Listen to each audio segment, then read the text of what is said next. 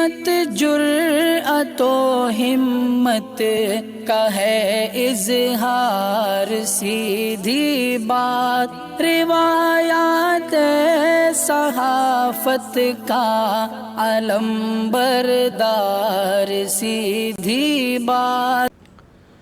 ناظرین گرامی السلام علیکم ورحمۃ اللہ وبرکاتہ۔ سیدھی بات کے تازہ ترین پرائم ٹائم میں آپ لوگوں کا استقبال ہے۔ ناظرین گرامی میں انصار عزیز ندوی اس وقت ایک بہت ہی اہم ترین موضوع پر گفتگو کرنے جا رہا ہوں، بلکہ یوں سمجھیے کہ ایک تاریخی حقائق آپ لوگوں کے سامنے رکھنے کی کوشش کروں گا، اور وہ ہے حضرت علامہ عظیم مصلح عالم اسلام کے صوفی مزاج اسلامی داعی اور متحرک رہنما شیخ محمود آفندی صاحب کا، جو ابھی گزشتہ ہفتے قضاء الہی سے وفات پا گئے تھے، اور بہت سارے لوگوں نے اس سلسلے میں ہمیں مطالبہ کیا کہ ان کی زندگی کے اوراق کو پلٹا جائے اور ان کے بارے میں کچھ تفصیلات رکھی جائیں۔ میں نے کوشش کی، بہت سارے مضامین کا مطالعہ کیا تو کچھ حقائق آپ لوگوں کے سامنے لے کر کے آیا ہوں۔ میں وہ ساری تفصیلات آپ لوگوں کے سامنے رکھوں اس سے پہلے آپ لوگوں سے درخواست کروں گا کہ جن احباب نے ہمارے چینل کو سبسکرائب نہیں کیا ہے کر لیں، ہماری ان ویڈیوز کو دوسروں تک پہنچانے میں ہماری مدد کریں، لنک کو شیئر کریں۔ ادارے کی مضبوطی ناظرین گرامی آپ لوگوں کی مضبوطی ہے، اور کیا کرنا ہے آپ لوگ جانتے ہیں۔ ناظرین گرامی، مرحوم عظیم مصلح صوفی مزاج اسلامی داعی اور متحرک رہنما شیخ محمود آفندی صاحب کے سلسلے میں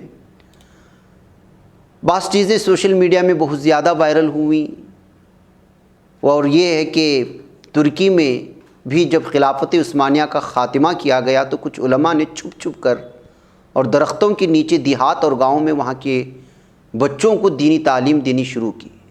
جب وہاں کے لوگ فوج کو آتے دیکھتے تو فوراً بچے کھیتی باڑی میں مشغول ہو جاتے۔ یوں محسوس ہوتا تھا کہ یہ بچے کوئی تعلیم حاصل نہیں کر رہے بلکہ کھیتی باڑی میں مشغول ہیں۔ ان طالب علم بچوں میں شیخ محمود آفندی نقشبندی صاحب بھی شامل ہیں۔ حضرت نے یوں دینی تعلیم کی تکمیل کی اور فراغت کے بعد یہی سلسلہ اپنے گاؤں جاری رکھا، لیکن اسی دوران حضرت آفندی کے 2 خلفاء شہید کیے گئے تو حالات کے تناظر میں حضرت آفندی نے وہاں سے شہر کا رخ کیا جہاں ایک قدیم مسجد تھی، وہاں رہتے ہوئے حضرت نے 40 سال تک دین کی تدریس کا کام جاری رکھا۔ تقریباً 18 سال تک حضرت آفندی کے پیچھے کوئی نماز پڑھنے کے لیے تیار نہیں تھا۔ 18 سال کے بعد آہستہ آہستہ لوگ آنے لگے اور حضرت آفندی سے فیضیاب ہوتے گئے۔ آج جب اسی مسجد میں اذان ہوتی ہے تو جوق در جوق لوگ نماز کے لیے اس مسجد میں آنا اپنے لیے باعث سعادت سمجھتے ہیں، جو حضرت آفندی جیسے علماء کی محنت اور اخلاص کا نتیجہ ہے۔ حضرت آفندی کی زندگی کا جب میں نے مطالعہ کیا تو ایک عجیب واقعہ میرے آنکھوں کے سامنے گزرا کہ ترکی سے جب خلافت عثمانیہ کا خاتمہ کیا گیا تو وہاں کے بانی کمال اتا ترک نے عربی کتب اور دینی علوم پر مکمل پابندی لگا دی۔ اس وقت حضرت مولانا شیخ محمود آفندی نقشبندی نے اپنے طلباء کو انگلیوں کے اشاروں پر صرف صرف اور نحو کے گردان پڑھائے، حج و نماز کے مسئلے بھی ہاتھوں کے اشاروں سے سمجھائے۔ اللہ تعالیٰ نے حضرت آفندی کے ہاتھوں پر مکمل دینی نصاب رکھ دیا تھا۔ اتنی مشقتوں اور تکالیف کے بعد اب ترکی میں بہت بہترین اور آسان طریقے سے دینی تعلیم پڑھائے جاتے ہیں۔ یہ اصل میں مصنف مفتی ابو لبابہ کی جانب سے، جن کی کتاب ہے ترک ناداں سے ترک دانا تک، اس کے حوالے سے یہ تفصیلات پیش کرنے کی کوشش کی جاتی ہیں، اور یہ حوالہ مجھے صرف اس کتاب کے حوالے سے ملا ہے۔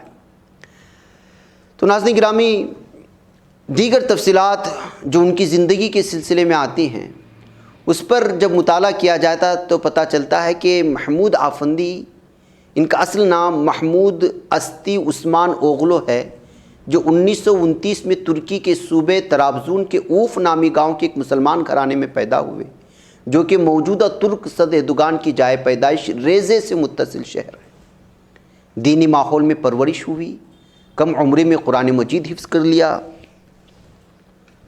شیخ تسبیحی زادہ سے نحو، صرف اور دیگر علوم عربیہ کو حاصل کیا۔ پھر شیخ محمد راشد عاشق کوتلو آفندی کی خدمت میں رہ کر ان سے قراءت اور علوم قرآن کی تعلیم حاصل کی۔ بعد ازاں شیخ محمود آفندی نے شیخ دورسن فوزی آبندی، جو مدرس ہیں مدرسے سلیمانیہ، ان سے دینیات تھے، تفسیر، حدیث اور فقہ، اس کے ماخذ علم کلام اور بلاغت اور دیگر قانونی علوم کی تعلیم حاصل کی۔ مذکورہ اساتذہ سے انہوں نے علوم عقلیہ و نقلیہ میں اجازت حاصل کی، اس وقت وہ 16 سال کی عمر میں تھے۔ ناظرین گرامی، دوران مطالعہ ایک مضمون میں ملا کہ شیخ محمود آفندی نے روحانی سلسلے نقشبندیہ کی اجازت اپنے شیخ احمد آفندی مابسیونی سے حاصل کی، یہاں تک کہ اللہ تعالیٰ کی توفیق آپ کی زندگی میں ایک نیا موڑ آیا، فوجی خدمات انجام دینے کا وقت آپ کے لیے میسر ہوا، یہاں ایک نئے شیخ کے ساتھ اپنی عملی زندگی کو پروان چڑھانے کا موقع ملا۔ ملٹری سروس کا مرحلہ ان کی زندگی کا ایک روشن صفحہ اور عملی زندگی کا ایک نیا باب تھا، جس میں ان کی ملاقات ان کے شیخ اور مرشد علی حیدر اقصوی سے ہوئی۔ ان سے آپ نے بہت کچھ سیکھا اور ان علوم و معارف اور روحانی کمالات حاصل کیے۔ شیخ محمود آفندی نے لوگوں کی نماز کی امامت کی اور اپنے گاؤں کی مسجد میں طلباء کو پڑھایا۔ انہوں نے سال میں 3 ہفتے ترکی کے اطراف کا دعوتی و تبلیغی سفر کے لیے وقف کر رکھا تھا۔ انہوں نے جرمنی اور امریکہ سمیت کئی ممالک کے دعوتی و تعلیمی دورے کیے۔ پھر 1954 میں استنبول میں اسماعیل آغا مسجد کے امام مقرر ہوئے۔ 1996 میں ریٹائرڈ ہونے تک وہیں رہے اور وہ استنبول میں درس و تبلیغ کرتے رہے اور بہت سے طلباء اور مسترشدین کو اپنی طرف متوجہ کرتے رہے، بلکہ سچ یہ ہے کہ لوگوں کی بڑی تعداد خود آپ کی طرف کشاں کشاں چلی آتی تھی۔ نتیجتاً ایک عظیم فکری و عملی منہج قائم کرنے میں وہ کامیاب رہے، جس کی بنیاد دعوت اللہ، احیاء سنت اور ریاست حکام سمیت معاشرے کی تمام طبقات کے حق کی طرف رہنمائی تھی۔ انہوں نے ایسا اسلوب پیش کیا جس میں حق اور باطل میں واضح فرق قائم ہو جائے۔ استنبول میں 12 ستمبر 1980 کو پیش آنے والی دوسری بغاوت سے پہلے اور 80 کی دہائی کے اوائل میں ملک میں پیدا شدہ انتشار کے دوران دائیں اور بائیں بازو کی جماعتوں کے درمیان شیخ آفندی مضبوطی کے ساتھ یہ آواز بلند کر رہے تھے کہ ہمارا قومی و ملی فریضہ یہ ہے کہ ہم نیکی کا حکم دیں اور برائی سے روکیں، اور ہمارا فرض لوگوں کو زندگی بخشنا ہے، انہیں مارنا نہیں۔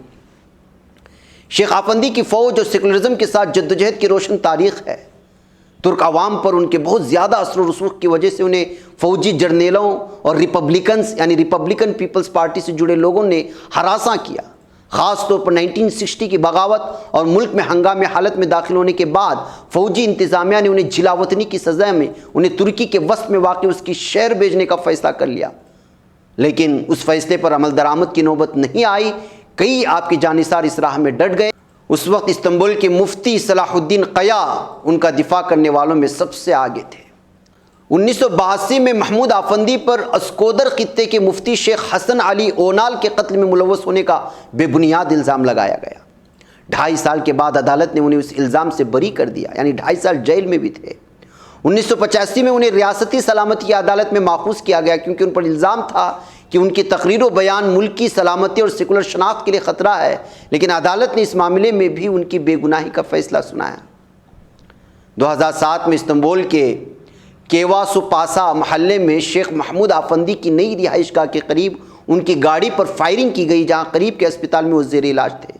اس طور پر انہیں قتل کرنے کی کوشش بھی کی گئی، لیکن جسے اللہ رکھے اسے کون چکے کہ مصداق انہیں کوئی چوٹ نہیں آئی۔ ان کے اثر و رسوخ کا دائرہ کافی وسیع اور ان کے پیروکاروں کی تعداد کثیر ہے۔ ایک ایسے وقت میں جب عربی حروف میں پڑھنے لکھنے والے خالی نظر آتے تھے اور 40 سے 50 سال کا عرصہ ایسا بھی گزرا کہ قرآن پڑھنے والے کم ہی نظر آتے تھے، عربی میں اذان تک پر پابندی تھی، لیکن شیخ کی کوششوں سے مختصر عرصے میں ہزاروں کی تعداد میں حفاظ قرآن کریم تیار ہوئے اور دسیوں ہزار طلباء و طالبات کو اسلامی نہج پر تربیت دی گئی، اور شیخ پوری دنیا میں لاکھوں لوگوں میں اسلامی بیدار پیدا کرنے کا ذریعہ بنے۔ یہ ساری تفصیلات ناظرین گرامی مضمون نگار نے کہا ہے کہ الجزیرہ نیٹ ورک کے صحافی احمد درویش کی تحریر سے لیا گیا ہے، مستفاد وہیں سے ہوئے۔ ناظرین، جدید ترکی اور معاشرے کی اصلاح میں آفندی رحمۃ اللہ علیہ کا بڑا اہم رول رہا ہے۔ ایسے وقت میں جبکہ ترکی دہریت کی دہلیز پار کر چکا تھا، اسلامی شاعر کو پامال کیا جا رہا تھا، تب مرد از غیب بیرون آیت کے مطابق اس مرد مصلح نے تو توحید و اصلاح بلکہ اعلاء کلمت اللہ کا آواز بلند کیا۔ اسی وجہ سے انہیں بعض اہل علم ترکی کا مجدد بھی کہتے ہیں۔ ناظرین گرامی، ترکی زبان میں آپ کی زبردست تفسیر الفرقان عظیم علمی کارنامہ ہے۔ 2010 میں 42 ممالک کے 350 اسکالرز ممتاز ماہر تعلیم کی موجودگی میں شیخ محمود آفندی نقشبندی رحمۃ اللہ علیہ کو انسانیت کی خدمت کے لیے بین الاقوامی سمپوزیم ایوارڈ سے نوازنے کا فیصلہ کیا گیا۔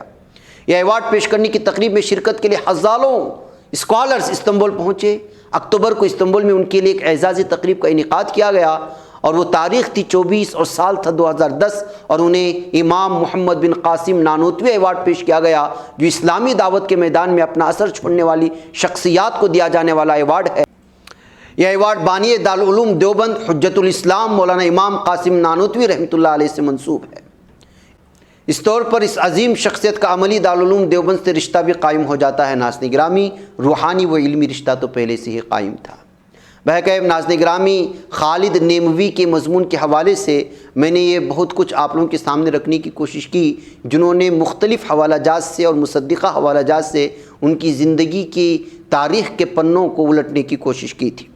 ناظرین گرامی، آپ اندازہ لگا سکتے ہیں کہ ترکی کا دہریت کا کیا زمانہ تھا، اور اب ترکی جس جانب بڑھ رہا ہے، اور نئی نسل کو انہی کے خواہش اور وہ جس طرز سے مانتے ہیں اسی طرز سے جو ہے بتانے کے لیے الگ الگ پروگراموں کے ذریعے سے، چاہے سوشل میڈیا کے ذریعے سے ہو یا پھر ٹی وی سیریل کے ذریعے سے، تاریخ کو بیان کرتے ہوئے ایک ایسی نسل تیار ہو رہی ہے جو یہ سمجھ سکے کہ ان کی حقیقی تاریخ کیا تھی، اور ترکی کس کا نام تھا، اور وہ دنیا اسلام میں کس طرح حکمرانی کی تھی۔ انہی میں سے ایک نام محمود آفندی کا آتا ہے، جو اس سلسلے میں بہت ہی زیادہ محنت کی تھی، اور انہی کے شاگرد ہیں اس وقت کے ترکی کے صدر رجب طیب اردوغان۔ اس حوالے سے بھی جو ہے ہمیں سمجھنے کی ضرورت ہو سکتی ہے کہ ترکی کو جو ایک نیا نام یا نئی پہچان اور نئی شناخت دی جا رہی ہے، وہ آخر کس شخص کا شاگرد ہے۔ مجھے اجازت دیں۔ السلام علیکم ورحمۃ اللہ وبرکاتہ۔ بچ پاتا ہے کوئی صحافی کی نگاہوں سے، ملاتا ہے یہ لوگوں کو محبت کی پناہوں سے، کرم اور درد مندی کا ہے ایک سنسار، سیدھی بات عظیمت جرأت و ہمت کا ہے اظہار، سیدھی بات عظیمت جرأت و ہمت کا ہے اظہار، سیدھی بات۔ یہ چینل حق نگر بن کر کچل دیتا ہے فتنوں کو۔